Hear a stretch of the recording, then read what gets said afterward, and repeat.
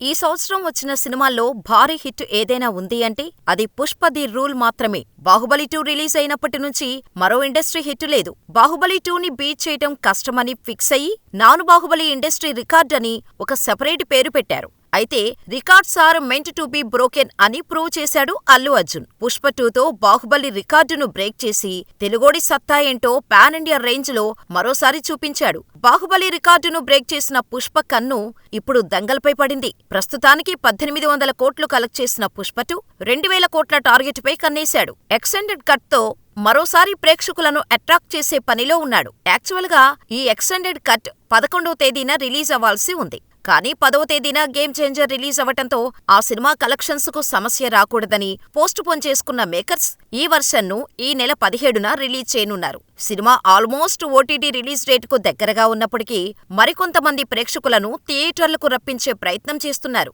దీనికి సంబంధించిన ప్రోమోను కూడా టీం రిలీజ్ చేసింది. ఈ ప్రోమో ఆడియన్స్ లో మంచి రెస్పాన్స్ సొంతమైంది. అబ్రప్ట్ గా ఆగిపోయిన ఫస్ట్ ఫైట్ కూడా ఇందులో కంటిన్యూషన్ ఉంది. సో ఆ తర్వాత ఏం జరిగింది అని తెలుసుకోవాలి అనుకున్న వారంతా మళ్లీ థియేటర్లకు పరుగులు పెడతారు అని సుకుమార్ ప్లాన్. ఈ సీన్ల కోసం ప్రేక్షకులు మళ్లీ థియేటర్లకు వెళ్తారా లేక ఓటీటీలో చూద్దాంలే అని లైట్ తీసుకుంటారా? Let's see.